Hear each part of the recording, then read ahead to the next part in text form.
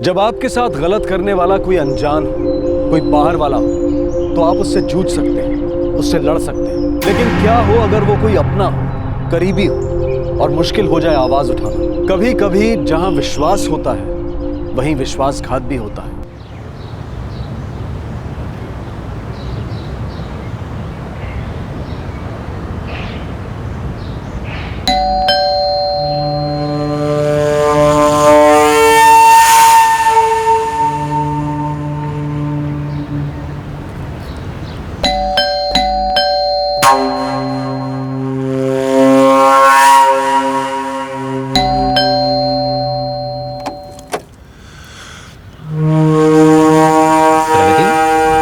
क्या हुआ बेटा?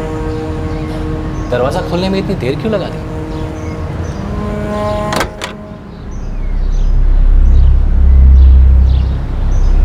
क्या बात है प्रगति बेटा? इतनी घबराई हुई क्यों? तुम तो जानती हो ना मैं तुम्हें कितना पसंद करता हूं।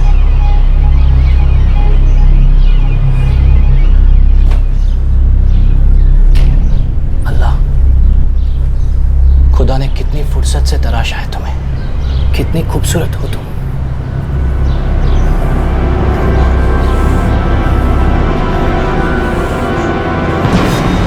Absolutely sir. जी सर।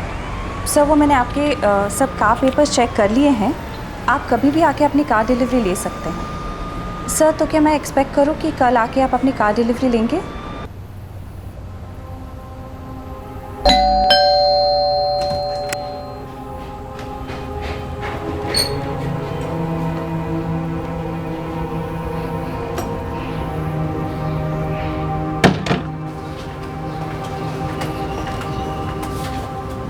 क्या हुआ प्रगति? क्या हुआ?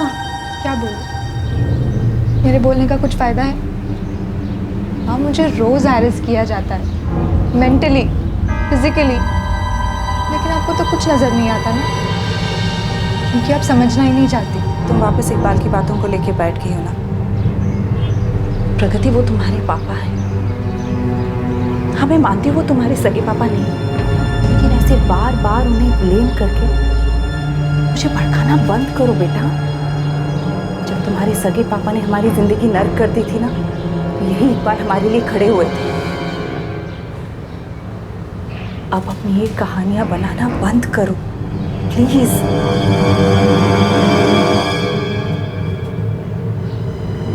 माँ, मैं कोई कहानियाँ नहीं बना रही, मैं झूठ नहीं बोल रही। कैसे बताऊँ आपको मैं किस नर्क में सांस ले रही हूँ। वीना सोच रही थी कि प्रगति का अपने सौतेले पिता इकबाल के लिए ये आक्रोश सिर्फ इसलिए है क्योंकि प्रगति वीना की दूसरी शादी से शायद नाराज थी। वीना कभी मान ही नहीं सकती थी कि इकबाल उसकी बेटी के साथ कोई गलत काम कर सकता है, जैसा कि प्रगति कह रही थी, क्योंकि इकबाल ही वो इंसान था जो वीना की हर मुसीबत में उसका सहारा बना था।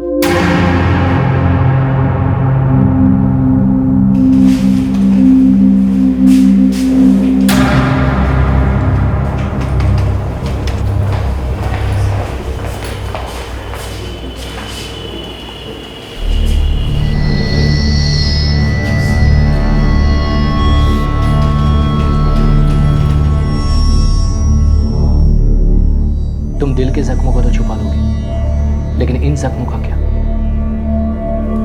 जिंदगी कागज पे लिखी कोई कहानी नहीं जिसे जब चाहे मिटा दो। मेरी 8 साल की बच्ची है, मेरे लिए सब कुछ आसान नहीं है। लेकिन मुश्किल भी तो नहीं है। एक औरत जो पढ़ी लिखी है, अपने पैरों पर खड़ी है, उसके लिए अपनी और अपनी बेटी की जिंदगी को संवारना कोई बड़ी बात तो नहीं है ना। आगे तुम्हारी मर्जी। या तो अपने घर में अपने पति के हाथों तिल तिल मरती रहो, या तो घर की दहलीज को लांग कर जिंदगी को गले लगाओ। फैसला तुम्हारा है, और तुम जो भी फैसला लोगी उसमें मैं तुम्हारे साथ रहूंगा, एक दोस्त की तरह।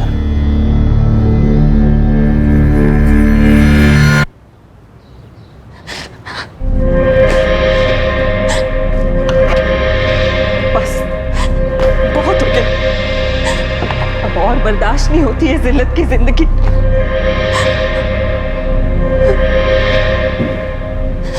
हम एक नई हवा में सांस लेंगे बेटा, हम एक नई हवा में सांस लेंगे। तुमने हमें ये सब कुछ पहले क्यों नहीं बताया? और बेटा 9 साल तक तुम ये सब अकेली सहती रही। हम तेरे कितने पास रहते हैं बेटा, तुझे कभी भी ऐसा नहीं लगा कि हमें आके बताए? मुझे तो बस यही लगता था आप लोगों को कभी ये गिल्ट ना हो कि आपने मेरे लिए गलत लड़का चुना, और फिर मुझे तो यही लगता था कि धीरे धीरे सब कुछ ठीक हो जाएगा। अरे मीना,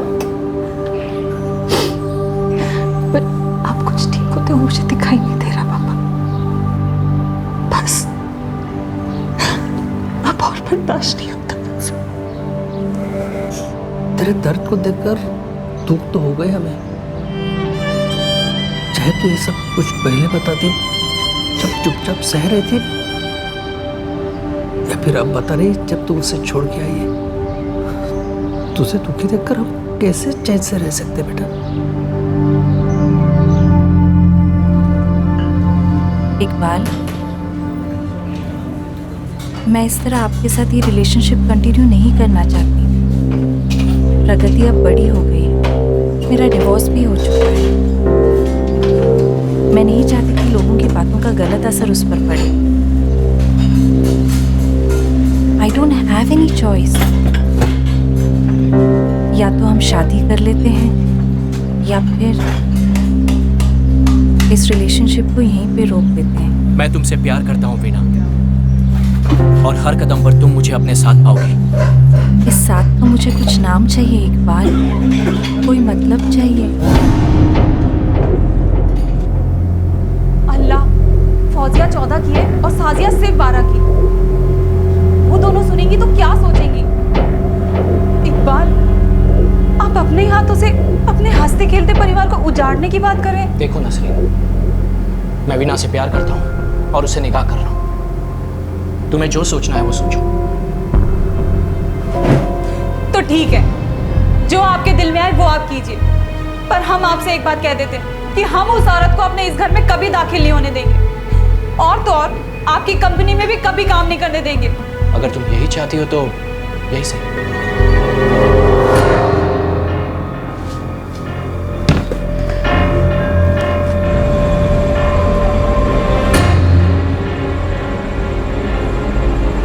बेटा, संचित तलाकशुदा है लेकिन वो एक अच्छा इंसान है।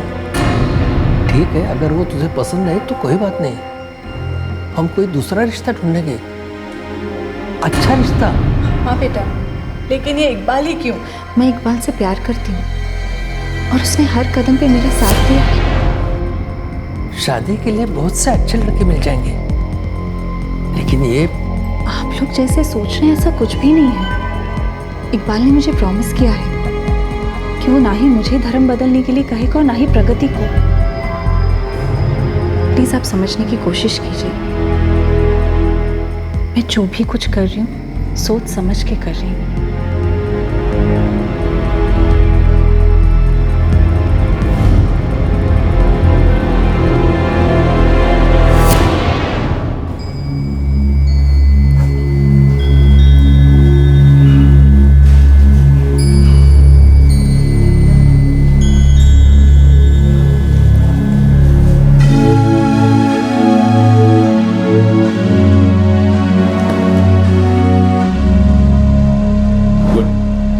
Congrats Veena, congrats Iqbal. Thank you Rashmi. बहुत बहुत शुक्रिया। अरे भैया, ये दोनों मियाँ बीवी हैं। Now cheers for them.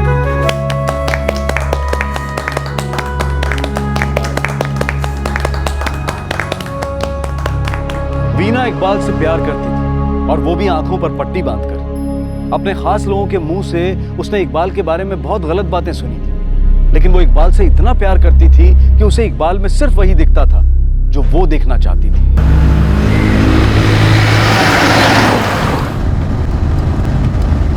तो रश्मि, तुम्हारे हस्बैंड कैसे हैं? अच्छे हैं, मुझे बहुत मिस करते हैं वहाँ। बहुत अकेलापन महसूस करते होंगे नहीं? हाँ, थोड़ा बहुत। और तुम? मैं भी। हाँ, तुम्हारी तो अभी अभी शादी हुई है। 8 महीने हुए होंगे नहीं? जी। वो फॉरेन कंट्री में और तुम यहाँ, बहुत अकेलापन होगा ना जिंदगी में? हाँ वो तो है। चलो एक बात, thank you so much, bye. Rashmi, हाँ अकेलापन बहुत ही खौफनाक और डिप्रेसिंग होता है। हाँ पर मैं खुश हूँ, वो भी खुश है, कोई प्रॉब्लम नहीं है। यू नो, कभी कभी मैं भी बहुत ही अकेलापन महसूस करता हूँ। तुम तो अपनी कजिन को जानती हो ना, हम साथ में बहुत खुश हैं, लेकिन फिर भी कभी कभी अकेलापन महसूस होता है। मुझे लगता है हमें मिलते रहना चाहिए ताकि हम एक दूसरे के साथ अपने दिल की बात शेयर कर सकें, अपनी मुस्कुराहट और अपने अकेलेपन को बांट सकें। ओके इकबाल, मैं चलती हूँ, बाय।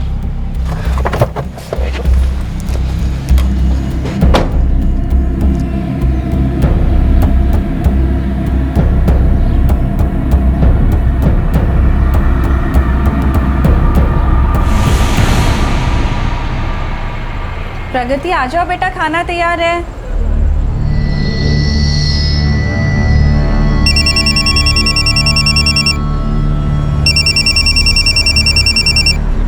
हेलो रश्मि, कैसी हो तुम? बहुत दिन हो गए, कोई खबर नहीं। अच्छा वीना, एक बात बता, तुम्हारे और इकबाल के बीच में सब ठीक चल रहा है ना? हाँ, क्यों? नहीं, वो इकबाल आज मेरे ऑफिस आए थे, मुझे घर तक लिफ्ट भी ऑफर की, पहले भी कर चुके हैं। हाँ तो पता है मुझे, तुम्हारे बॉस भी तो उनके क्लाइंट ही है ना? वीना, वो इकबाल बहुत दिनों से मुझे कुछ हिंट देने की कोशिश कर रहे हैं। पता नहीं मुझे तुम्हें ये बात बतानी चाहिए भी या नहीं।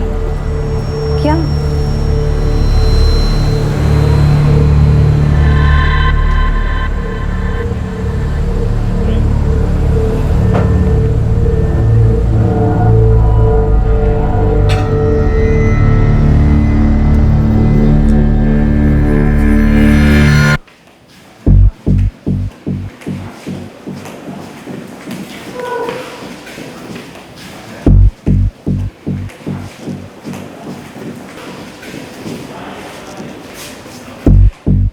क्या?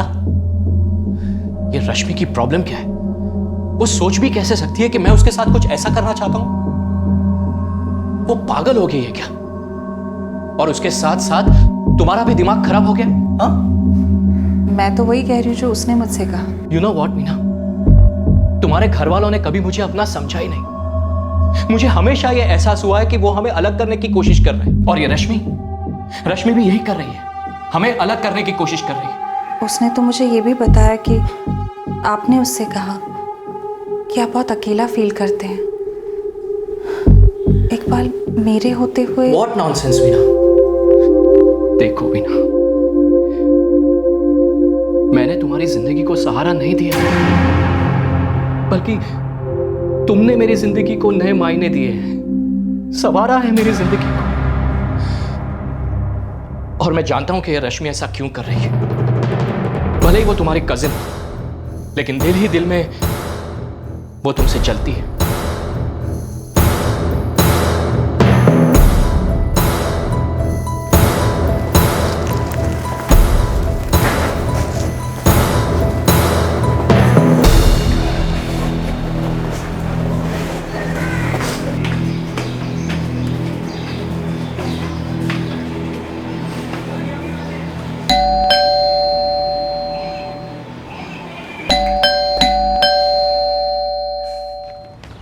ये गिफ्ट्स तुम दोनों के लिए। प्रगति, ये तुम्हारे लिए और ये तुम्हारे लिए। क्यों? ये ड्रेसेस तुम दोनों पे बहुत अच्छी लगेगी। प्रगति, अपने पापा को पहन के नहीं दिखाओगी बेटा?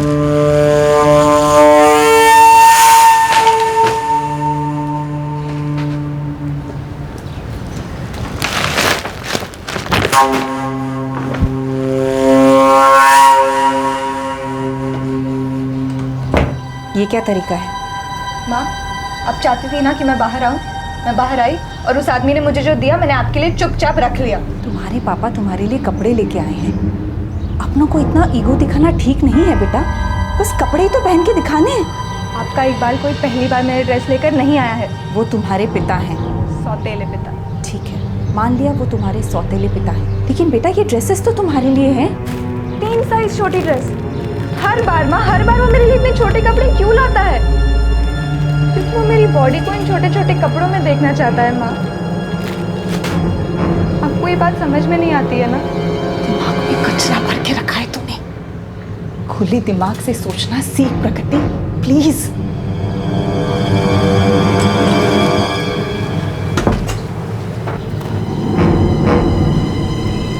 मुझे अपनी सोच बदलने की ज़रूरत नहीं है माँ, आपको अपनी आंखें खोलने की ज़रूरत है।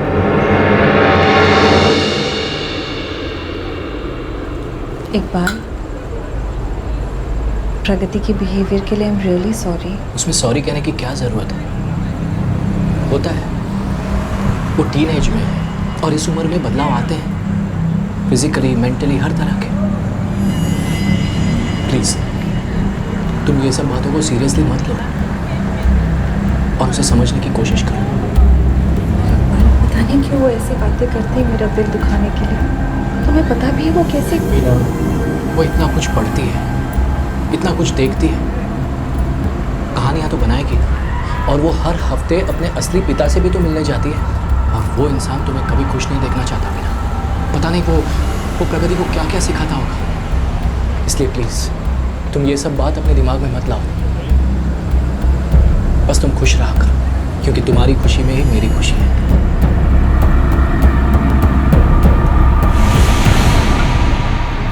वीना को ऐसा कभी लगा ही नहीं कि उसकी बेटी प्रगति जो कुछ भी उससे कह रही थी उसमें कुछ तो सच हो सकता था। और दूसरी तरफ प्रगति की हालत ऐसी थी कि वो ये बात अपनी माँ के अलावा और किसी को नहीं बता सकती थी कि उसके साथ क्या हो रहा था। इकबाल के बुरे बर्ताव की खबरें वीना को अक्सर मिलती रहती। वीना थोड़ी देर के लिए सुनकर परेशान तो होती, लेकिन उसने कभी भी इन बातों पर यकीन नहीं किया।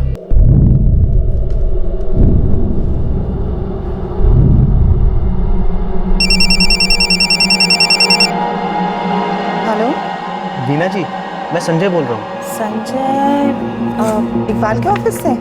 जी हाँ। हाँ बोलो संजय। मैं आपसे मिलना चाहता हूँ, कुछ पर्सनल काम है। लेकिन संजय काम क्या है ये तो बताओ। वो क्या हम मिलकर बात कर सकते हैं? दरअसल मुझे आपकी मदद की ज़रूरत है। अच्छा ठीक है, 1:30 बजे मेरा लंच ब्रेक रहता है तो हम तब मिल सकते हैं। हाँ संजय बोलो। वीना जी, बात यह है कि 2 महीना पहले श्वेता नाम की एक लड़की ने हमारे ऑफिस में ज्वाइन किया था। ओके। और एक दिन वो इकबाल सर के केबिन से भागती हुई बाहर आई और वो बहुत रो रही थी।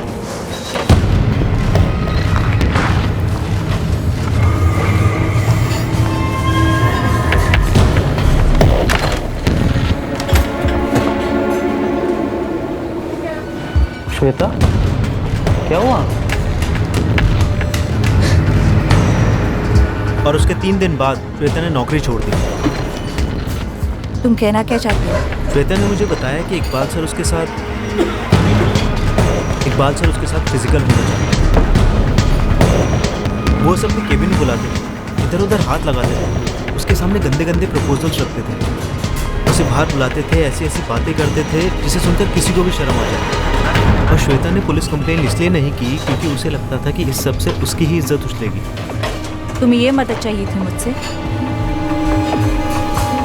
तुम्हारी बातों में अगर जरा भी सच्चाई है ना तो जाओ इकबाल से डायरेक्टली जाके बात करो, या फिर उस लड़की से कहो कि वो इकबाल से जाके बात करे। वो लड़की अब वापस नहीं आएगी। वीना जी, मैंने आपको ये सब सिर्फ इसलिए बताया है क्योंकि आप इकबाल सर की वाइफ हैं। मुझे ऐसा लगता है तुम ये सब कुछ मुझे मेरे कान भरने के लिए बता रहे हो। मेरे मन में मेरे पति के खिलाफ जहर घोल रहे हो। मुझे नहीं पता तुम्हें यहाँ पे किसने समझा बुझा के भेजा है, पर मैं सिर्फ ये कहना चाहूँगी संजय कि ये हथकंडे तुम कहीं और आजमाना। चलती हूँ मैं।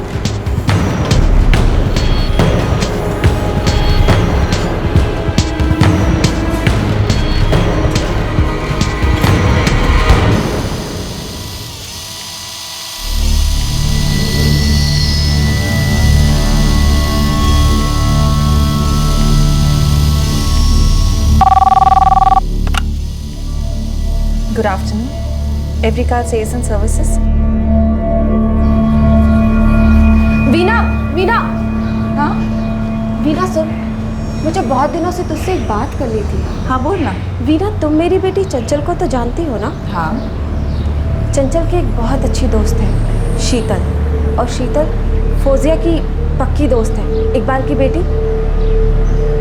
तो मुझे चंचल बता रही थी कि शीतल और इकबाल का कुछ चक्कर चल रहा है। वो उसकी बेटी की दोस्त है, उसकी उम्र की। आरती, तुम्हें ऐसी सुनी सुनी बातों पर ध्यान नहीं देना चाहिए। पता है क्यों? क्योंकि लोग वो नहीं कहते जो वो देखते हैं, वो कहते हैं जो वो समझते हैं। खैर, मुझे काम है, फिर मिलती हूँ।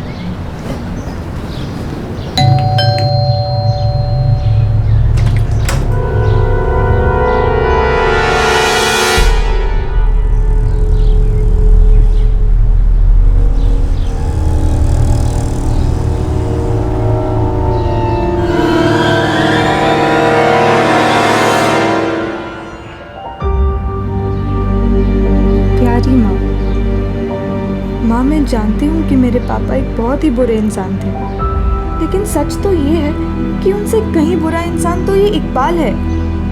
हर रोज़ जब ये अकेले में मेरे साथ होता है, उस वक्त मुझे घुटन होती है। ये रोज़ मेरा फ़ायदा उठाता है, अपने गंदे हाथों से मुझे छूता है। लेकिन आपको ना तो कुछ नज़र आता है और ना ही आप मेरी बात पर यकीन करेंगी, क्योंकि इसने आपके ऊपर जादू कर रखा है। आप उसके मन में मेरे लिए प्यार तो देख पाती हैं, लेकिन वो हवस नहीं देख पाती जो इसकी आंखों में मेरे लिए है। आपको मेरी बात पर यकीन नहीं है ना? लेकिन जब मैं ये दुनिया छोड़कर चली जाऊंगी, तब आप मेरा यकीन जरूर करेंगे।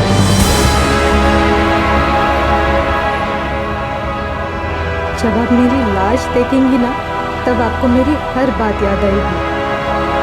आपकी प्रगति।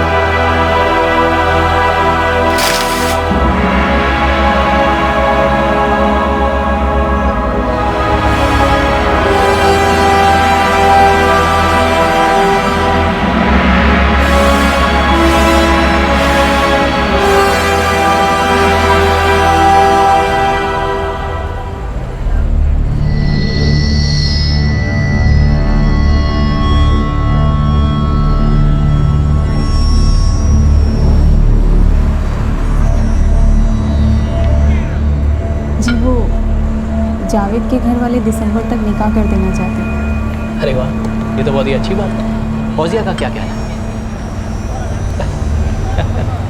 लो भाई, इनकी मुस्कुराहट ने तो सब कुछ कह दिया, अब देर किस बात की? हाँ कह दो नसरीन, ये हमारे घर का पहला निकाह होगा, बड़ी धूमधाम से मनाएंगे।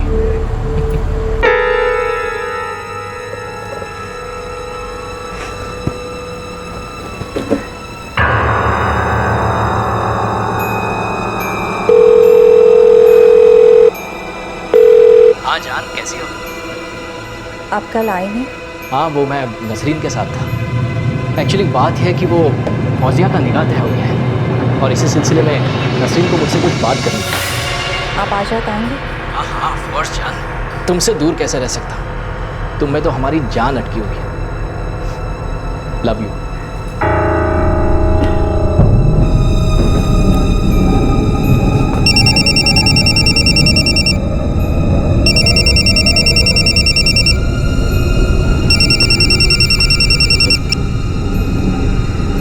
बोलो रश्मि।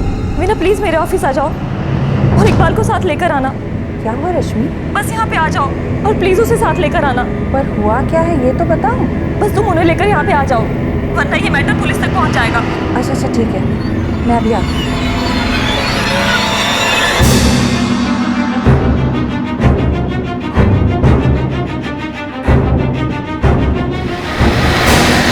वीना लेकिन हुआ क्या है? मुझे कुछ भी नहीं पता इकबाल, शायद वो किसी परेशानी में हो। परेशानी थी तो बता भी तो सकती थी, अपनी परेशानी दूसरों के साथ बता। इकबाल हुआ उनको कुछ? रश्मि क्या हुआ? सब ठीक तो है ना रश्मि? तुमने अचानक हमें फोन करके यहाँ बुला लिया, बात क्या है? हाँ, ये वही आवाज थी।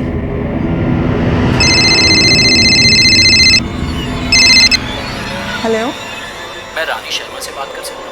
जी बोल रही हूँ। सुजीत शर्मा आपके हस्बैंड है ना? जी, आप कौन? ये आप क्या कह रही हैं? मैं कुछ समझा नहीं। वो इसी की आवाज़ थी। वीना, ये आदमी इकबाल हमारी जिंदगी बर्बाद करना चाहता है। इसने रानी मैम को फोन किया और कहा कि मेरे और इनके पति यानी कि मेरे बॉस के साथ मेरा अफेयर चल रहा है। क्या? ये तुम क्या कह रही हो रश्मि? हाँ, मैं दावे के साथ कह सकती हूँ कि वो इसी की आवाज़ थी। मैडम जरा अपने पति पर नजर रखिए। उसके ऑफिस में जो रश्मि है ना, आजकल दोनों बहुत घुल मिल रहे हैं। कहीं ऐसा ना हो कि वो रश्मि इतनी घुल मिल जाए कि आपको ही दोनों दूध में से मक्खी की तरह निकाल फेंके। आगे आपकी मर्जी। हेलो हेलो, ये क्या बकवास है? कोई आपको फोन करके आपके साथ बेहुदा मजाक करने की कोशिश करता है, उसमें मैं बीच में कहां से आ गई? और रश्मि, तुम मुझ पर इल्जाम लगा रही हो? रानी जी ने यहाँ आकर मुझे और सुजीत सर को बहुत भला बुरा कहा, लेकिन जब इन्होंने बताया कि किसी ने फोन करके इन्हें ये सब कहा है, तो मुझे समझने में 1 मिनट भी नहीं लगा कि घटिया करतूत इस इंसान की है। इसकी दाल मेरे आगे तो गली नहीं, इसलिए मैंने तुम्हें इसके साथ यहाँ पर बुलाया। सब बकवास है, सब बकवास। ये सब तुम इसलिए कर रही हो क्योंकि तुम कभी नहीं चाहती थी कि मैं और वीना शादी करें, इसलिए हमारे रिश्ते को तोड़ने की कोशिश करती रहती। लेकिन इन सब में तुम मेरी फैमिली को क्यों ला रहे हो? मैडम, मुझे नहीं पता कि आपको कौन फोन कर रहा था। मुझे तो लगता है कि ये सारा खेल रश्मि खेल रही है, क्योंकि वो अपनी बहन से जलती है। तुम बहुत ही घटिया इंसान हो। रश्मि, ये मेरे पति हैं। वीना, थैंक्स वीना, एटलीस्ट तुम तो इनके बहकावे में नहीं आ रही हो। मुझे तो लगता है कि ये सब मिलकर हमारे रिश्ते को तोड़ने की कोशिश कर रहे हैं। वीना, तुम अंधे हो रही हो। बिल्कुल नहीं रश्मि, बल्कि अब तो सब कुछ मुझे साफ साफ नजर आ रहा है। तुम बार बार मेरे और इकबाल के बीच दूरियां पैदा करने की कोशिश कर रही हो, और ये एक बार नहीं हुआ है, ये दूसरी बार तुम हम दोनों के बीच जहर घोलने की कोशिश कर रही हो। हाँ वीना, याद है तुमने मुझे कहा था वो कार में ड्रॉप करने वाली बात? सच तो ये है कि यही मुझ पे डोरे डाल रही थी, इसी ने मुझे बुलाया था, और अब पूरी बात ही घुमा दी।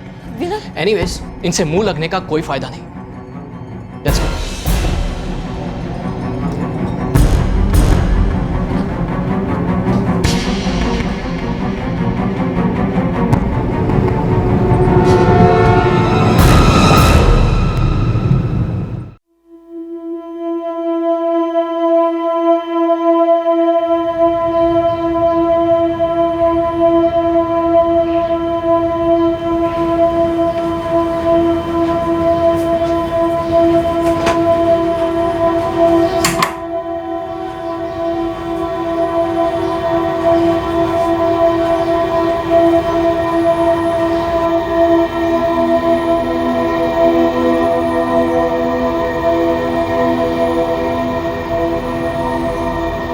लेकिन जब मैं ये दुनिया छोड़कर चली जाऊंगी, तब आपको मेरी हर बात याद आएगी।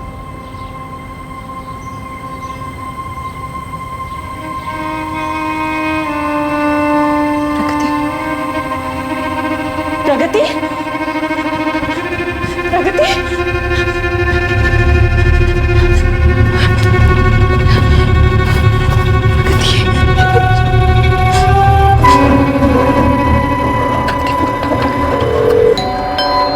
प्रगति, तू कहाँ बेटा? दरवाजे पर हूँ माँ, कब से बेल बजा रही हूँ।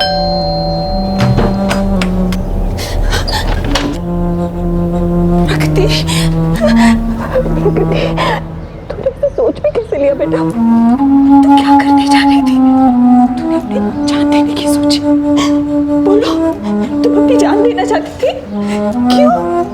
क्यों बेटा?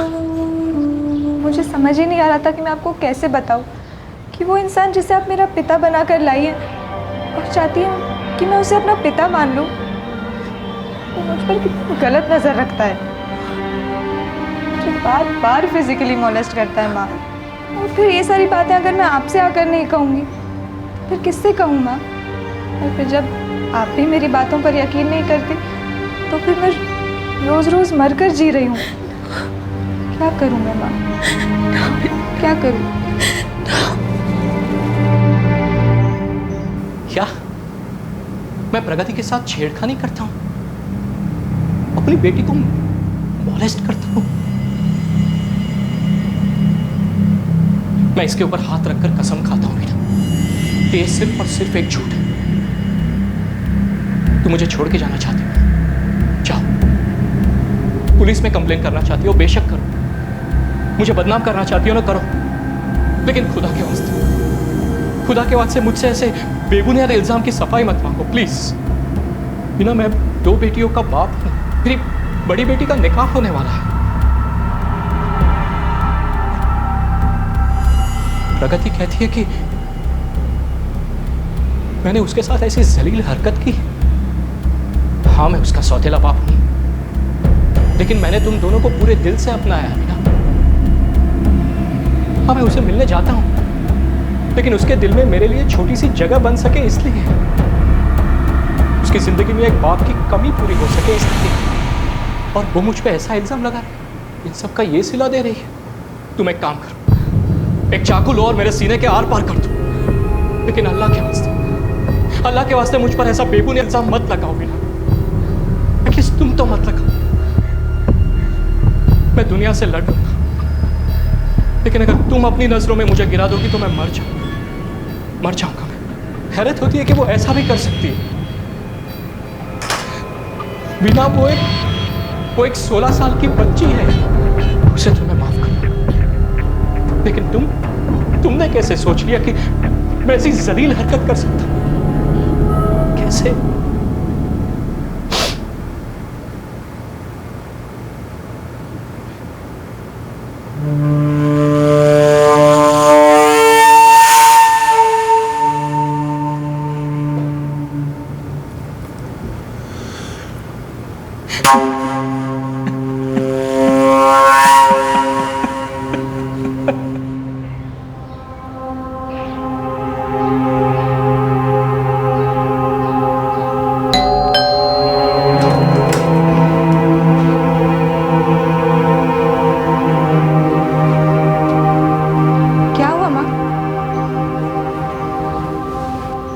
प्रगति, और अपनी ये सारी हरकतें बंद करो।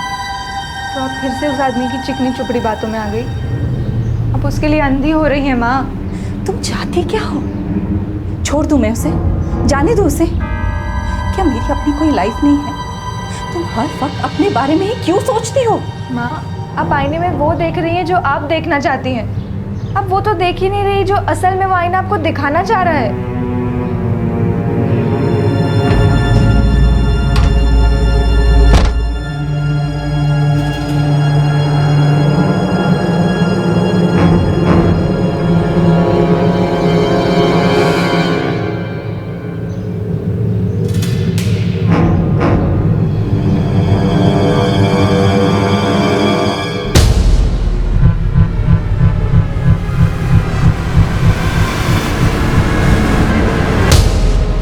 क्या सब इकबाल के खिलाफ कहानियां बना रहे थे? ऐसी क्या बात थी कि सबके बार बार इकबाल के खिलाफ बोलने के बाद भी वीना का इकबाल पर विश्वास अटल था? क्या सच कभी वीना के सामने आ पाएगा? वैसे सवाल यह भी है कि सच आखिर था क्या?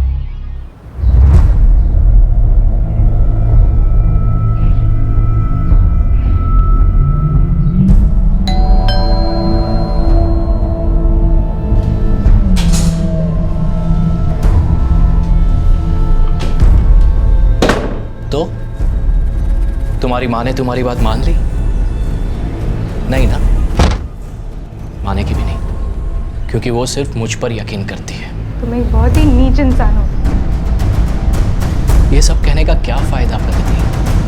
अब होगा वही जो मैं चाहूंगा, है ना?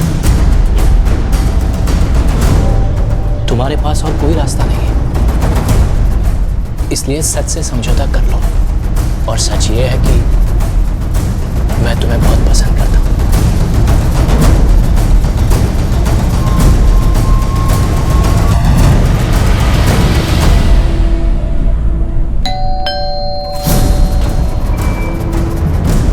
अरे, अब जब तुम जान ही गई हो कि तुम्हें इसी सच के साथ जिंदगी गुजारनी है, तो कम से कम दरवाजा मुस्कुरा के तो खोला करो।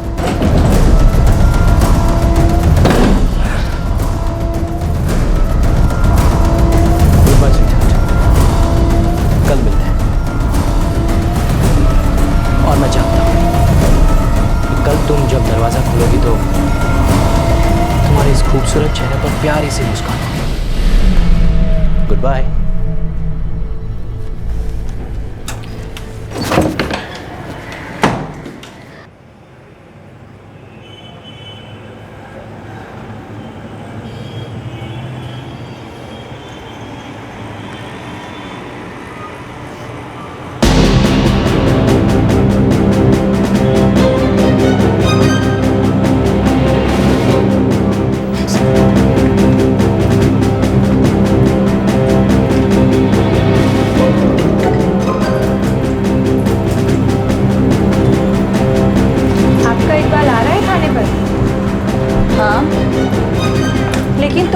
पापा कह के बुलाओगी तो सुनने में ज़्यादा अच्छा लगेगा।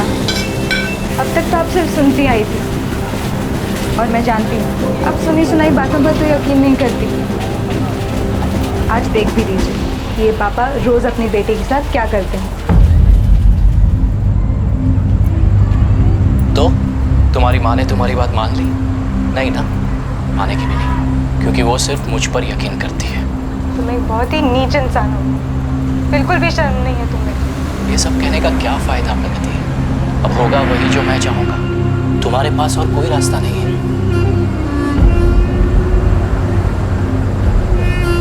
इसलिए सच से समझौता कर लो, और सच ये है कि मैं तुम्हें बहुत पसंद करता हूँ। और मैं जानता हूँ कल तुम जब दरवाज़ा खोलोगी तो तुम्हारे इस खूबसूरत चेहरे पर प्यारी सी मुस्कान होगी।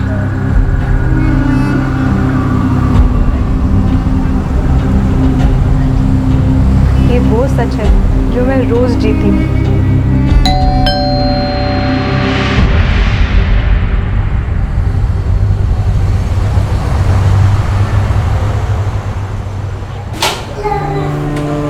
हाय बेटा,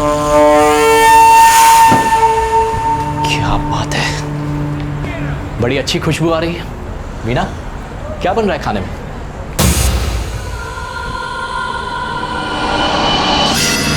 क्या हुआ? तुम्हारा मूड क्यों खराब है? इसने फिर से कुछ कह दिया तुम्हें? हाँ प्रगति, क्या कहा अपनी माँ से? उसे क्यों बार बार डिस्टर्ब करती रहती हो तुम? हाँ वीना, वीना, बता जो मेरी माँ को हाथ लगाने की भी कोशिश की तो। ये क्या कर रही हो तुम? क्या पट्टी पड़ाई इसने तुम्हें? तो तुम्हारी माँ ने तुम्हारी बात मान ली? नहीं ना, मानेगी नहीं, क्योंकि वो सिर्फ मुझ पर यकीन करती है। तुम एक बहुत ही नीच इंसान हो, बिल्कुल भी शर्म नहीं है तुम्हें। ये सब कहने का क्या फायदा प्रगति? सब झूठ है, सब झूठ है। मुझसे उलझने की कोशिश कर रही हो तुम? हाँ, छोड़ूंगा नहीं, बर्बाद कर रख दूंगा तुम। अगर एक किसी को दिखाकर मुझे बदनाम करने की कोशिश की तो जीना आराम कर दूंगा तुम, तो जीना आराम कर दूंगा।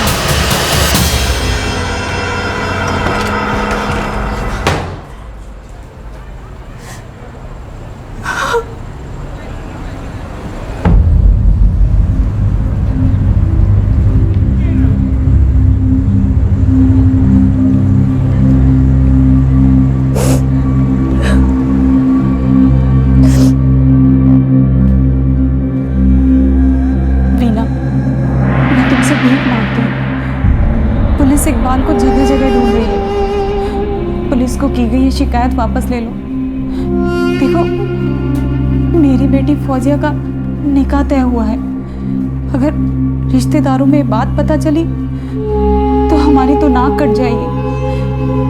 मेरी बेटी फौजिया की जिंदगी बर्बाद हो जाएगी। ये शिकायत वापस ले लो, अल्लाह के लिए ऐसा मत करो। माँ, नसरीन जी, उस इंसान ने बहुत दिनों तक मुझे तड़पाया है, खेला है मेरे साथ, और मैं ये बात बाहर जाकर किसी से कह भी नहीं सकती थी। लेकिन आज मेरी माँ मेरे साथ खड़ी है। अब मैं ये कंप्लेन वापस नहीं लेने वाली। उस इंसान ने जो घटिया हरकत की है मेरे साथ, उसकी सज़ा तो उसे ज़रूर मिलेगी। वो ना तो एक अच्छा इंसान है और ना ही एक अच्छा पिता। और अगर मैं उसे ऐसे ही छोड़ दूंगी तो न जाने और कितनी लड़कियों के साथ ऐसी हरकत करेगा। हो सकता है कि ये सब कुछ किसी और घर में भी हो रहा होगा। लोग मेरे बारे में क्या कहेंगे और आगे जाके मेरे साथ क्या होगा, इसकी परवाह किए बिना मैं ये सब कुछ खुद जाकर बताऊंगी। शायद इसे देखकर वो लोग भी आगे आएंगे जिनके साथ ऐसा हादसा हुआ है।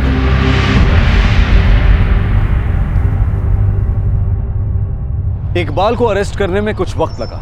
उसने माँ और बेटी को डराने के सारे हथकंडे अपनाए, लेकिन दोनों ने हार नहीं मानी।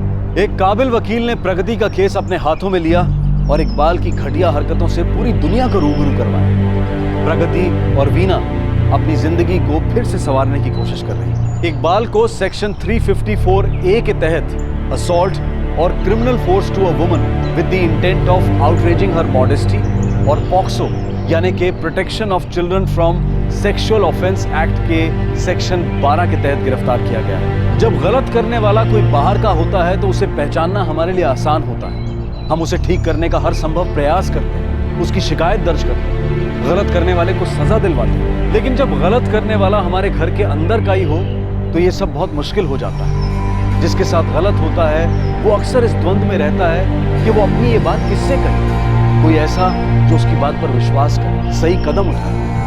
इस बात का डर भी रहता है कि कहीं उसकी बात का गलत मतलब तो नहीं निकाल लिया जाए। हम प्रगति की हिम्मत की दाद देते हैं कि उसने अपने साथ हो रहे अपराध के खिलाफ आवाज उठाई और सही कदम उठाकर उस इंसान को कानून के हवाले करवाया। जब भी कोई बच्चा किसी के खिलाफ गलत हरकत करने की शिकायत करे या कोई ऐसा बर्ताव जिसमें बच्चा अनकंफर्टेबल फील करे तो उसे नजरअंदाज ना करे, बल्कि उस बात पर खास तौर से ध्यान देने की जरूरत है। हमारे आज के एपिसोड की दूसरी कहानी।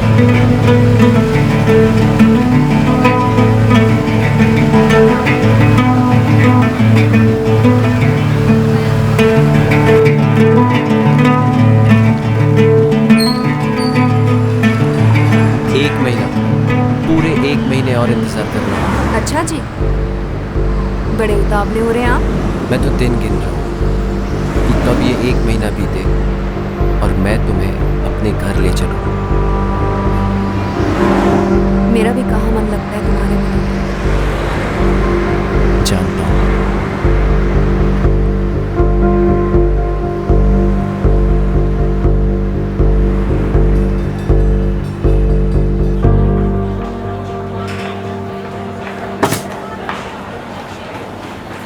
हाँ, ये फॉर्म लीजिए मैडम। इधर पेशेंट का पूरा नाम, पूरा एड्रेस बराबर भरने का और वहाँ कैश काउंटर पे पैसे जमा करवा देना। यहाँ राइट साइड।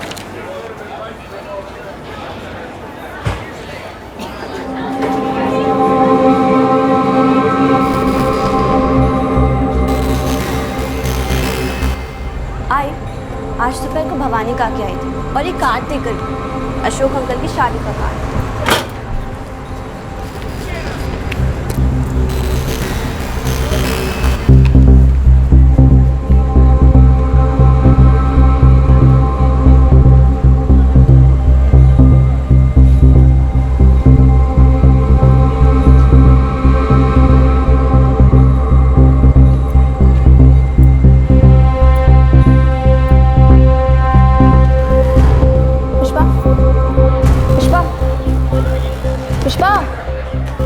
क्या हुआ? डॉक्टर भरत को कॉल करो और उन्हें ओटी नंबर 4 दो। हाँ, अभी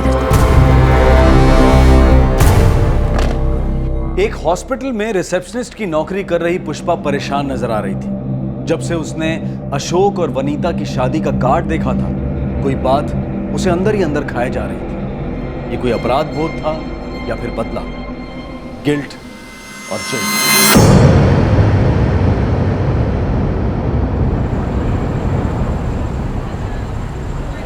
मैं भी आऊँ तेरे साथ? वैसे भी संडे को कोई क्लासेस नहीं है। लेकिन मैं और मेरे फ्रेंड सैटरडे को ही जा रहे हैं। एक दिन बाद जाओगे तो क्या बिगड़ेगा? राधिका, तो अपने दोस्तों को बोलना संडे को जाएं, वो भी चले जाएगी साथ में पिक्चर देखने। मैं भी करती हूँ, मेरे क्लासेस के लिए एडजस्ट। तू नहीं कर सकती? कीर्ति, चुपचाप खाना खा। महादेव तुला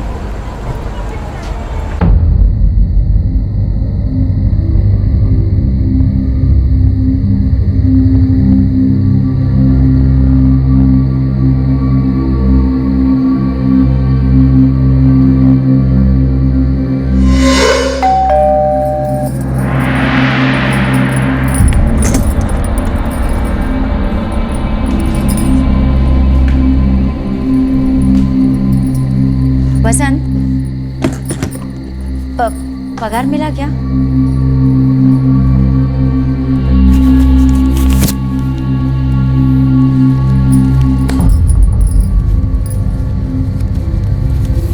वसंत, ये तो खाली 5,000 है, बाकी के 2,000 अपने लिए भी कुछ रखो कि सब तुझे ही दे दूं।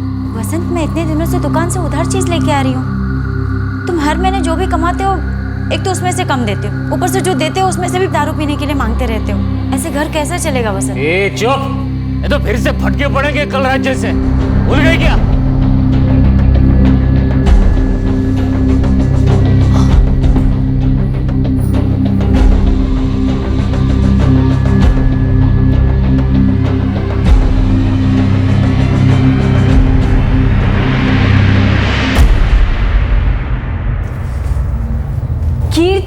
जल्दी करना, मेरे फ्रेंड्स वेट कर रहे हैं, बिगनिंग में मिस हो जाएगी। अरे एक सेकेंड,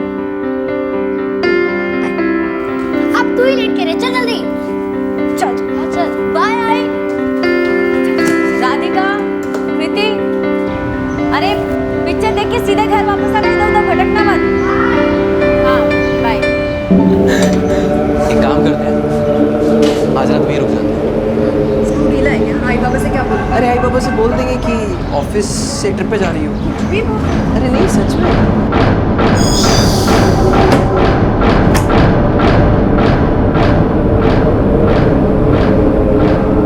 हे भटकाधिपति, करता हूँ मैं सच्चाई और अच्छाई की भक्ति, दिख जाए मुझे अगर हो विद्यालय में कोई जाति। हाँ, तब मैं गवर्नमेंट सेक्टर में था। तो आपके डिपार्टमेंट में किसी को इस बारे में पता नहीं चला? नहीं। केशव जी, अब आप रिटायर हो चुके हैं, इतने बरसों पुरानी बात है। अब आप सच बताएंगे तो शायद आपकी पेंशन रोक दी जाए। मैं जानता हूँ, लेकिन मैंने जाली सर्टिफिकेट और जाली मार्कशीट बनाकर ये नौकरी हासिल की थी और 32 बरसों से उसी नौकरी से मैंने कमाया है। तो पछतावा हो रहा है आपको? Are you feeling guilty? जी। तो आपने डिसाइड किया कि आप इस टीवी शो पर आके कन्फेस करेंगे? हाँ जी। पर अब इतने बरसों बाद क्यों? ये मैंने जो किया वो गलत था। अब मेरे बच्चे बड़े हो रहे हैं, अपने अपने करियर की शुरुआत करने जा रहे हैं और मैं नहीं चाहता कि वो मेरी गलती दोहराए। हो सकता है आपके बच्चे ये शो देख रहे हो। मैं जानता हूँ उन्हें बहुत बुरा लगेगा, लेकिन मैं सच कहना चाहता हूँ, इस दुनिया से जाते समय मैं मेरे सीने में ये बोझ लेकर नहीं जाना चाहता। मैं अपने परिवार से, मेरे ऑफिस के साथियों से माफी चाहता हूँ। बरसों से मैंने उन्हें धोखा दिया है, सच को छुपा कर रखा है। मैं आप सबका दोषी हूँ। प्लीज प्लीज मुझे माफ कर दीजिए, प्लीज।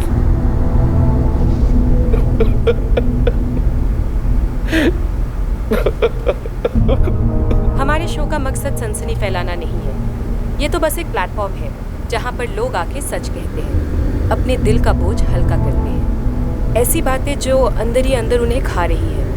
अगर आपके भी दिल में ऐसी कोई बात है जो आप सबके साथ शेयर करना चाहते हैं, तो नीचे स्क्रॉल हो रहे नंबर पर कांटेक्ट कीजिए। नंबर नोट कीजिए 444576877। अब हमें इजाज़त दीजिए, अगले हफ्ते एक बार फिर से मुलाकात होगी एक नए एपिसोड के साथ, एक नए कन्फेशन के साथ। देखते रहिए पुल के पुल, दिल से पुल। यहाँ पर पेशेंट का नाम, यहाँ पर आपका नाम, पता, फ़ोन नंबर सब कुछ बराबर लिख देना। इनकेस अगर कोई प्रॉब्लम हो तो आ जाना, मैं हेल्प कर दूँगी। अगर आपके भी दिल में ऐसी कोई बात है जो आप सबके साथ शेयर करना चाहते हैं, तो नीचे स्क्रॉल हो रहे नंबर पर कांटेक्ट कीजिए। नंबर नोट कीजिए 444576877।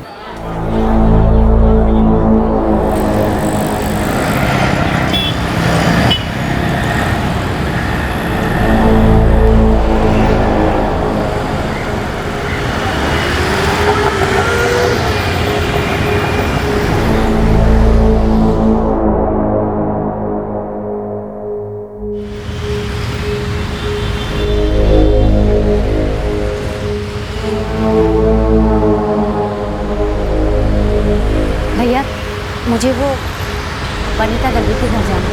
आपका नाम मैडम? जी, शर्मिला। एक मिनट।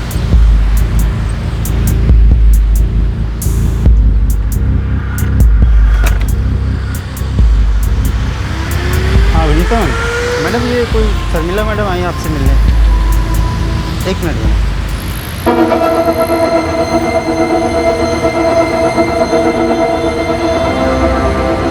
मैडम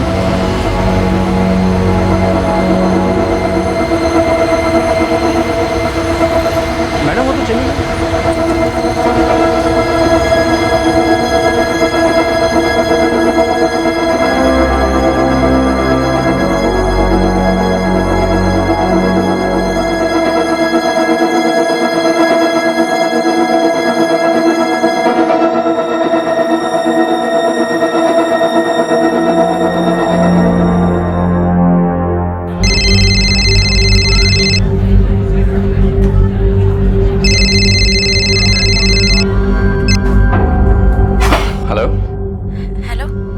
हाँ जी बोलिए।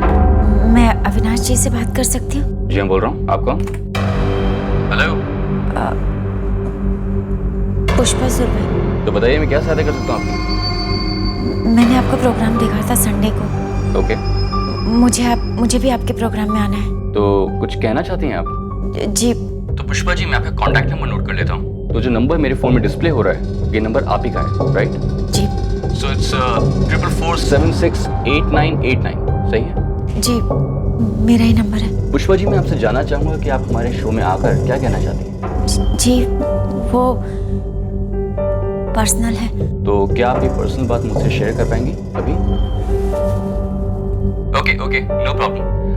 सो अब आपको हमारी टीम कांटेक्ट करेगी, ओके? और वो आपसे पूछेंगे कि आपको हमारे शो में आके क्या बोलना है, और उस बेसिस पर हम ये तय करेंगे कि हमें आपको अपने शो में लाना है या नहीं। ठीक है? जी। Thanks for calling.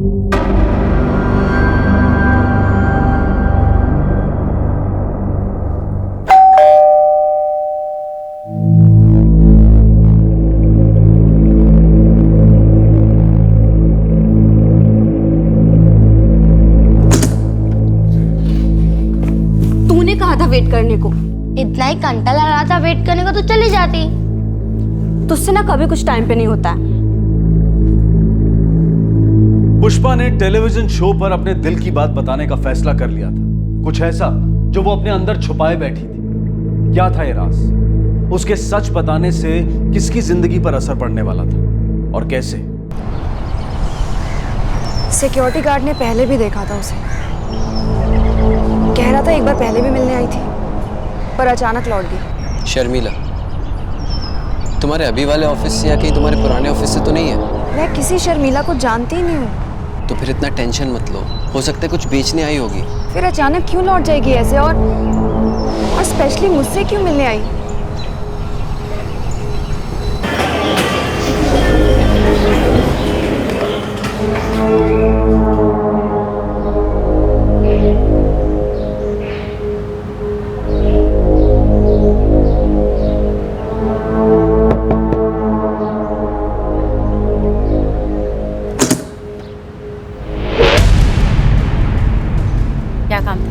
वनीता से मिलने गई थी। क्यों? तुम्हें लगता है मुझे उससे मिलने जाना चाहिए था? अगर तुम उससे मिलकर उसे कुछ बताने की कोशिश कर रही हो तो रुक जाओ। जो बीत गया सो बीत गया, अभी आगे की लाइफ बर्बाद मत करो।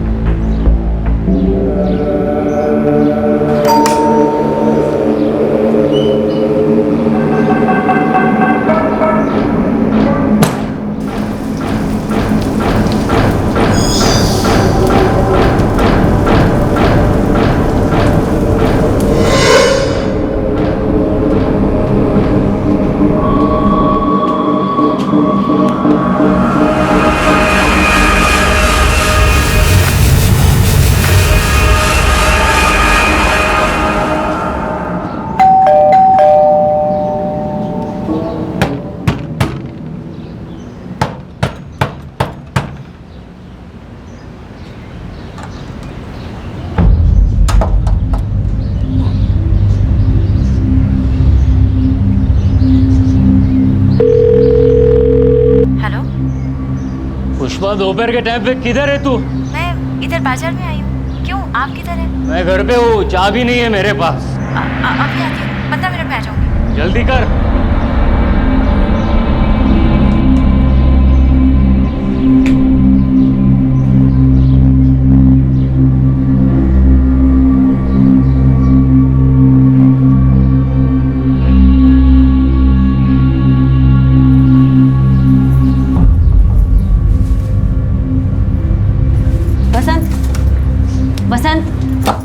वसंत उठो, अंदर चलो।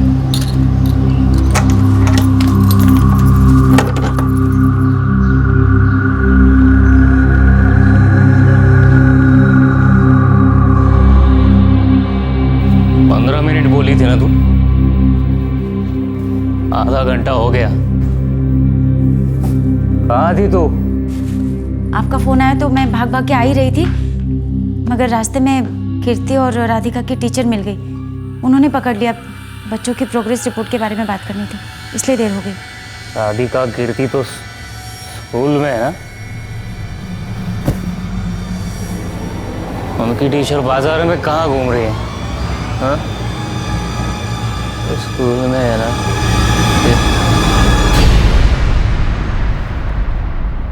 क्या हुआ? वसंत घर आ गया। उसके पास चाबी नहीं, बाहर बैठा हुआ। इससे पहले तो कभी दोपहर में घर नहीं आया। लेकिन आज आ गया और दारू पी कर आया।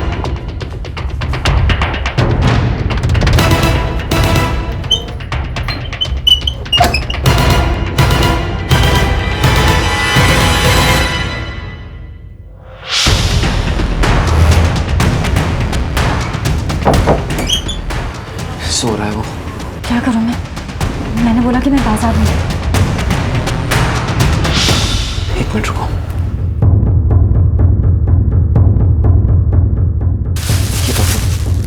ये पकड़ो।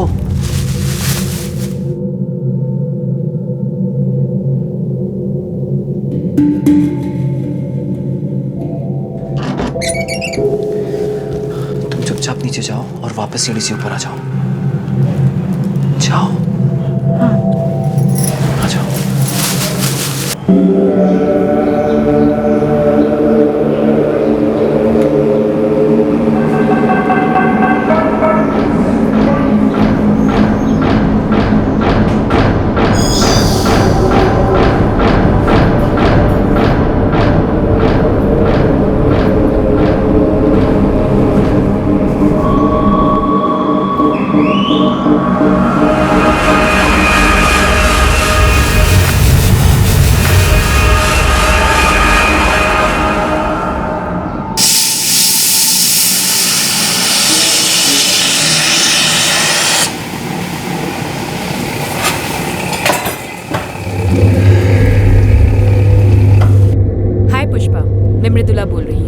तुमने मुझे शायद टीवी पर देखा होगा। मैं खुल के बोल दिल से बोल शो की एंकर बोल रही हूँ। जी जी, मैंने आपको देखा है। तो क्या हम अभी बात कर सकते हैं? जी, वैसे भी मेरा लंच टाइम है। ठीक है पुष्पा, तो मैं जानना चाहती हूँ कि इस शो पर आके तुम क्या बताना चाहती हो। हमारे लिए जानना बहुत ज़रूरी है कि तुम जो कुछ भी कन्फेस करोगी उसमें कोई क्रिमिनल इंटेंशन नहीं होना चाहिए, क्योंकि ये शो उस बारे में नहीं है। तुम समझ रही हो ना?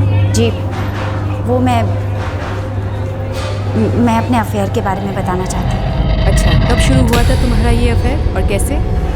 3 साल पहले से। तुम शादीशुदा हो? जी, मेरी 2 बेटियां भी हैं। तो तुम्हारे पति को इस बारे में नहीं पता है? नहीं, वैसे भी वो अब इस दुनिया में नहीं है। सॉरी। क्या ये अफेयर तब शुरू हुआ था जब वो जिंदा थे? जी, और उनके जाने के 1 साल बाद तक चला। और जब तक वो जिंदा थे उन्हें इस बारे में कुछ नहीं पता था? नहीं। तो फिर तुम अब इस शो पर आके ये सब क्यों बताना चाहती हो? जी, वो क्योंकि देखो पुष्पा, अगर तुम किसी से बदला लेना चाहती हो तो ये शो उस बारे में नहीं है। नहीं नहीं मृदुला जी। पक्का? पक्का। ठीक है, फिर मैं ये कर सकती हूँ। मैं अविनाश से कहकर तुम्हारा एपिसोड रिकॉर्ड करने का डेट फिक्स करवाती हूँ। हम टेलीकास्ट के 1 हफ्ते पहले रिकॉर्ड करते हैं, तो अविनाश तुम्हें फ़ोन करेगा। Thank you.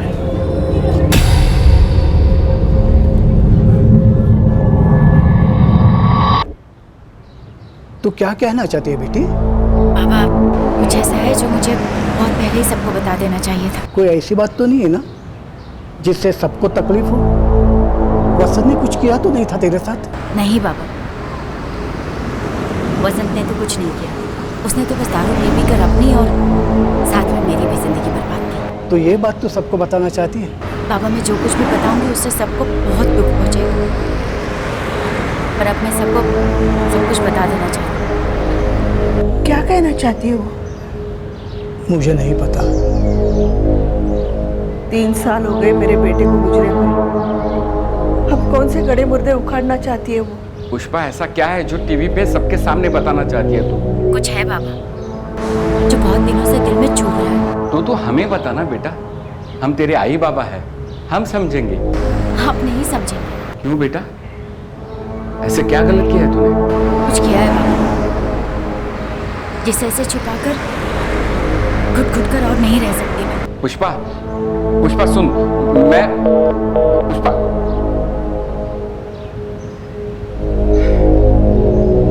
पता नहीं है क्या कर रही है।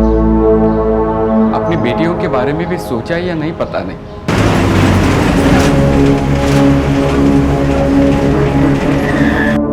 क्या हुआ? क्या बोलना है आपको? बेटा वो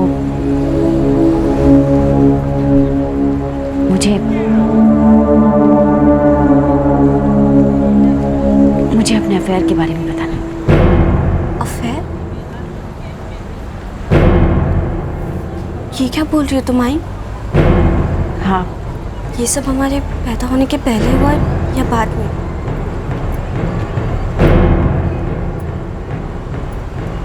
तुम दोनों के पैदा होने के बाद। पापा जिंदा थे तब?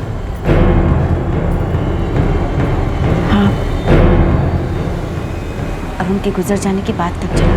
तो अब क्यों बता रही हो आप सबको आई? आज तक हमें कुछ नहीं पता था और ना ही किसी और को। अब कोई क्यों जानना चाहेगा इस सब के बारे में? आई तो टीवी पे जाके सबके सामने ये सब बोलना चाहती है? तो झूठ बोल रही है आई? नहीं बेटा, कुछ और भी है जो तू हमसे छुपा रही है? आई मुझे पता है कुछ और भी है। किसके साथ अफेयर था तुम्हारा? आई हम जानते हैं उसे। राधिका, तू मेरे साथ शो पे चलेगी बेटा? देख मुझे वहाँ तेरी जरूरत पड़ेगी बेटा। राधिका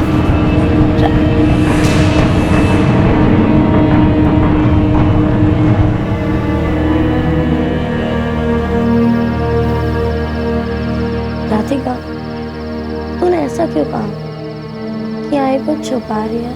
पता नहीं, मुझे बस ऐसा ही लगा। कुछ समझ में नहीं आ रहा। कहीं हमसे जुड़ी कोई बात तो नहीं?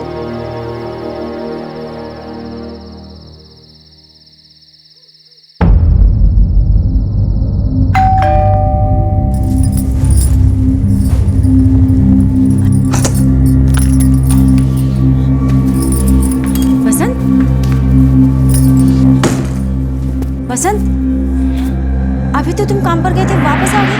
मुझे कोई दिलचस्पी नहीं है वो काम में। फिर हमारा घर कैसे चलेगा? तू कमा रही है ना? वसंत, हमारी दो बेटियां हैं। तुमको मालूम है मैं हॉस्पिटल में पार्ट टाइम नौकरी करती हूँ। कभी तो उनके बारे में सोच लिया करो। तो मालूम है 2 बेटी है, भगा मत। सोने भी नहीं देती।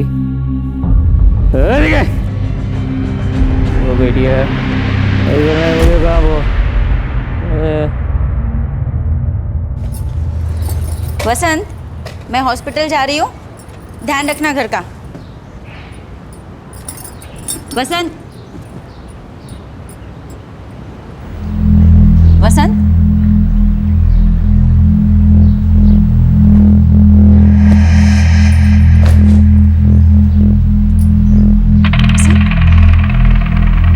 वसंत, वसंत,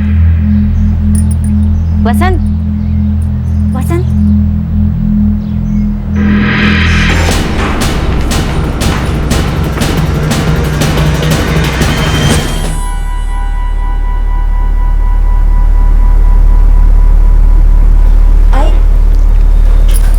डॉक्टर साहब।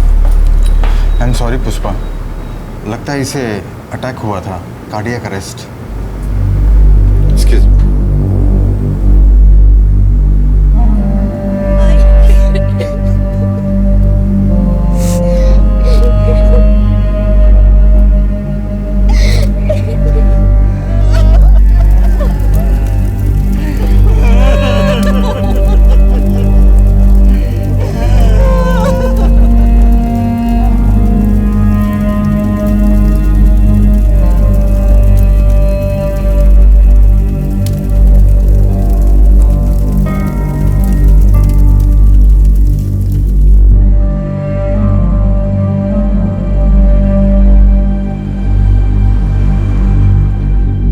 पुष्पा जो कर रही थी, क्या उसकी वजह कोई गिल्ट यानी कोई अपराध बोध था, या फिर वो बेवफाई का बदला ले रही थी? क्या पुष्पा अशोक के साथ हिसाब बराबर करना चाहती थी, या फिर कुछ और भी था इस कहानी में? फिलहाल पुष्पा अपनी जिंदगी के एक छुपे हुए सच को पूरी दुनिया के सामने बताने के फैसले पर अडिग थी, और आखिर वो दिन आ गया। आई अब भी सोच लो। मैंने सोच लिया बेटा।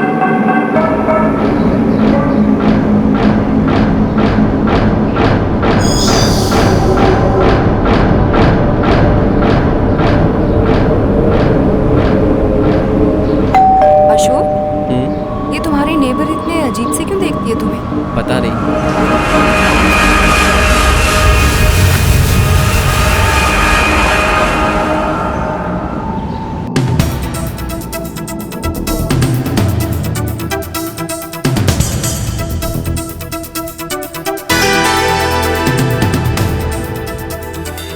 Mridula? Yeah. We're all set to roll.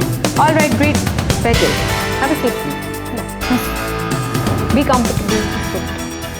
Roll camera. Action.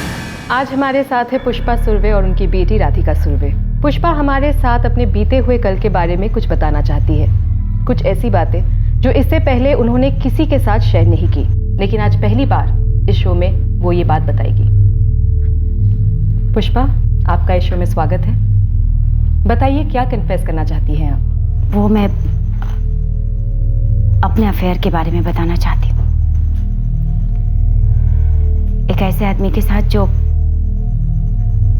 जो हमारी बिल्डिंग में रहता है। पुष्पा, अगर आपको लगता है कि आपके सच बोलने से उस आदमी की जिंदगी पे कुछ बुरा असर पड़ सकता है, तो आपको उनका नाम लेने की कोई जरूरत नहीं। उसका नाम अशोक भंडारे है। आज दोपहर को भवानी काकी आई थी और एक कार्ड देकर गई। अशोक अंकल की शादी का कार्ड है। तो फिर आपने अब इस बारे में बात करने का फैसला क्यों किया? मेरा अफेयर अशोक के साथ तब से था जब मेरे पति जिंदा थे। मेरे पति शराबी थे। उनकी उस लत की वजह से हम सबकी जिंदगियां बर्बाद हो रही थी। मुझे अपनी दोनों बेटियों को पालना था और उनका बाप नौकरी छोड़कर घर बैठ गया। दिन भर बस दारू पीता और मैंने अपना घर चलाने के लिए पार्ट टाइम नौकरी कर ली। और तब ये आदमी, मतलब आपका पड़ोसी, आपकी जिंदगी में आया? वो तो बहुत पहले मेरी जिंदगी में आ चुका था। सब कुछ देखता था कि मैं कैसे सब कुछ अकेले झेल रही हूँ। उसे मुझसे हमदर्दी थी और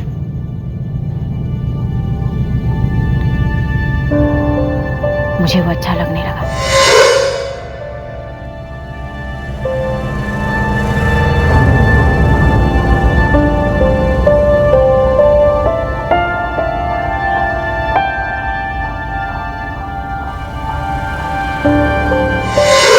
हम एक दूसरे के बहुत करीब आ गए थे। उसने कहा कि वो मुझसे शादी करना चाहता है। अशोक, ऐसे कैसे छोड़ दूं मैं उसे? तू उसके साथ जी कैसे सकती है? पति है मेरा वो।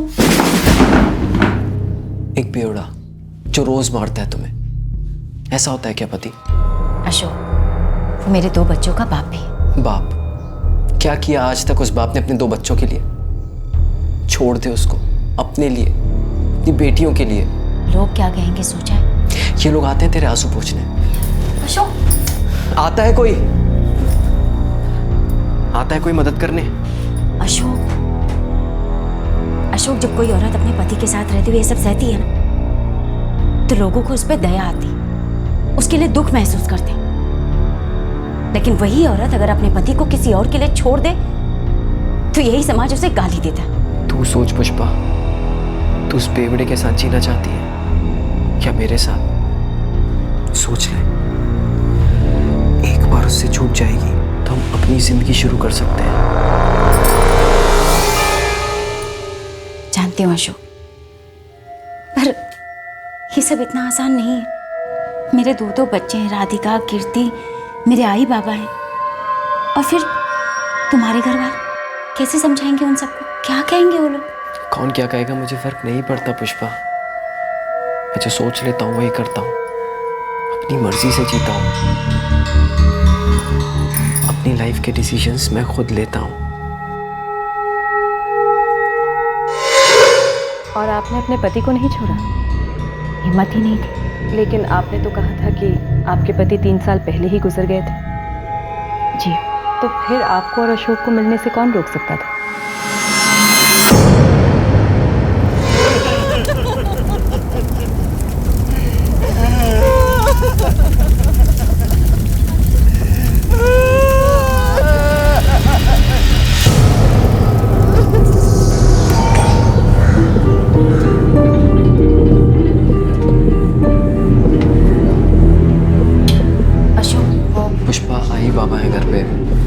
ज़रूरी बात करनी है। कल दोपहर में मिलते हैं, ओके? वो ड्यूटी का टाइम होता है। अच्छा ठीक है, लंच टाइम में मिलते हैं तुम्हारे हॉस्पिटल के पास वाले रेस्टोरेंट में, ओके?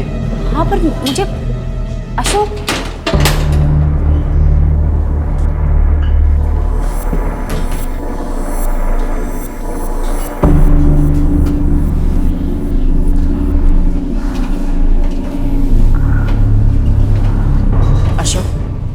आजकल तुम मुझे अवॉइड क्यों कर रहे हो? पुष्पा, जो हुआ सो हुआ, अभी वापस से वो जिंदगी शुरू नहीं कर सकते। बहुत कुछ बदल गया है। क्या बदल गया? पुष्पा, तुम्हारी तो बेटियां हैं, उनके बारे में सोचो। तुम बात को घुमाओ मत। बसंत को गुजरे पूरे 2 साल हो चुके और तब से तुम शादी की बात को टाल रहे हो। अब हम शादी क्यों नहीं कर सकते? अशोक, मुझे सही सही बताओ, तुम्हारे आई बाबा ने तुम्हारी शादी नक्की कर दी है ना?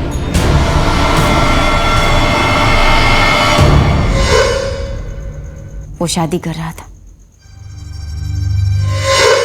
आई, आज अशोक अंकल ने ना मुझे उनकी फियांसे से मिलाया, वनीता, बहुत अच्छी है।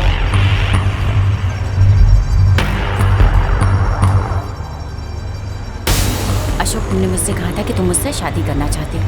पुष्पा, समझने की कोशिश करो, मेरे आई बाबा नहीं मानेंगे। पहले तो तुम बहुत सीना ठोक कर कहते थे कि तुम अपनी जिंदगी अपने हिसाब से जीती हो। मैं वही करता हूँ जो मैं सोचता हूँ। मैं अपनी जिंदगी के फैसले खुद लेता हूँ। अब क्या हो गया? अपनी मर्जी से ही जी रहा हूँ। मैंने सोच लिया है, मैं वनीता से ही शादी करना चाहता हूँ और ये मेरा खुद का डिसीजन है। हमारे बीच जो कुछ भी था वो सब खत्म हो गया है। प्लीज अपनी जिंदगी तुम अपने हिसाब से जियो और मुझे मेरी जिंदगी जीने दो।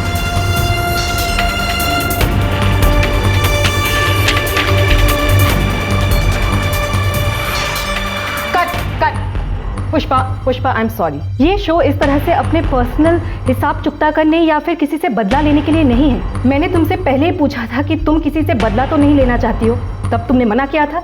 लेकिन अब तुम्हारी बातों से ये जाहिर है कि तुम अशोक से बदला लेना चाहती हो, ना कि अपने दिल का बोझ हल्का करना चाहती हो। बात सिर्फ अशोक से बदला लेने की नहीं है। मैंने जुर्म किया है, मैं गुनहगार हूँ, अपने बच्चों की, अपने पति की। पुष्पा, हम कब तक ऐसे मिलते रहेंगे? कभी ना कभी तुम्हारा पति हमें देख लेगा, फिर ना बात तुम्हारे हाथ में रहेगी ना मेरे हाथ में। तो मैं क्या करूं, तुम ही बताओ। अशोक, ये सब इतना आसान नहीं है। तो कब तक इंतजार करोगी? उसके मरने तक? अशोक, वैसे भी वो मर ही रहा है पी के, कौन सा जी रहा है? पुष्पा, क्या तुम्हें सच में लगता है तुम उसके साथ जी सकती हो?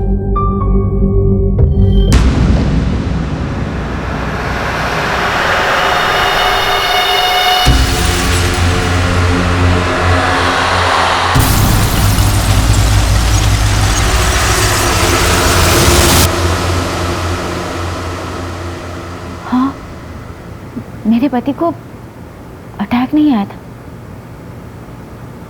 बल्कि उसे हम दोनों ने मिलकर मारा था।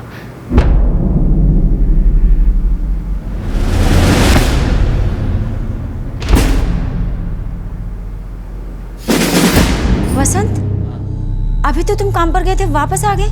मुझे कोई दिलचस्पी नहीं है वो काम में। फिर हमारा घर कैसे चलेगा? तू कमा रही है ना? वसंत, हमारी 2 बेटियां हैं। मालूम है, 2 बेटी है। भगा मत। सोने भी नहीं देती। करना है मुझे काम वो।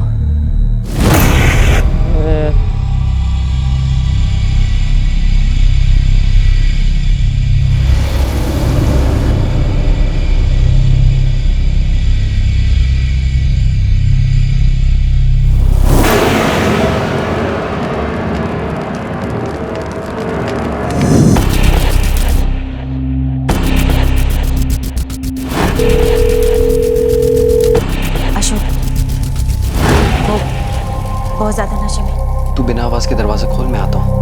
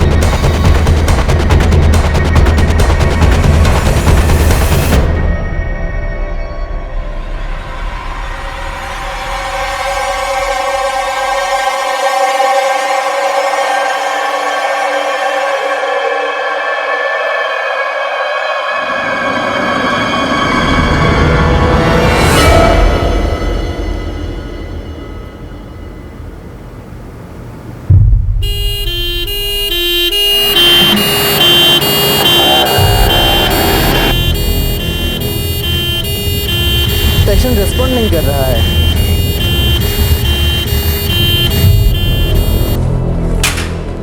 क्या हुआ आई? पता नहीं बेटा, हमेशा की तरह आज भी तेरे बाबा ने बहुत पी रखी थी।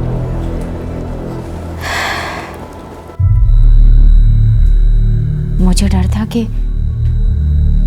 सबको पता चल जाएगा, लेकिन डॉक्टर साहब। आई एम सॉरी पुष्पा, लगता है इसे अटैक हुआ था, cardiac arrest. Excuse me.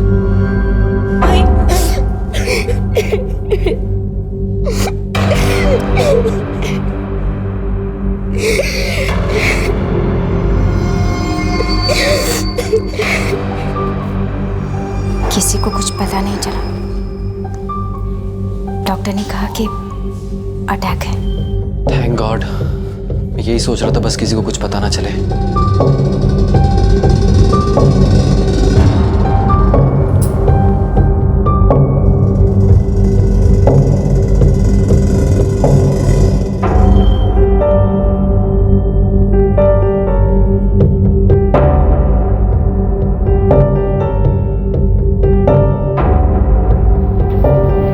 Avinash, I think हमें पुलिस को इन्फॉर्म कर देना चाहिए। Yes, you're right. I'll call them immediately.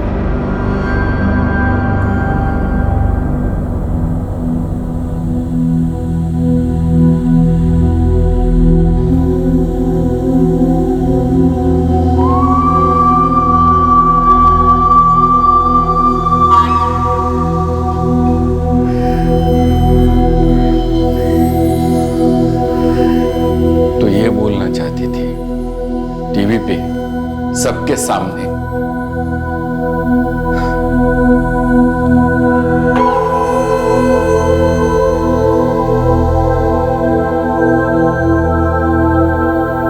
वो शर्मिला ही पुष्पा थी ना?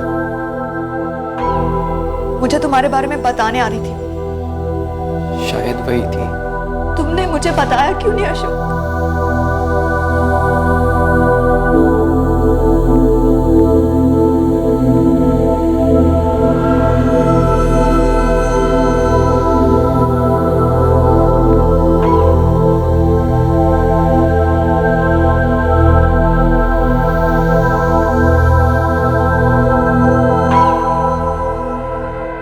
पुष्पा ने शूटिंग स्टूडियो में अपना जुर्म कबूल कर लिया, फिर पुलिस को अपना बयान भी दिया।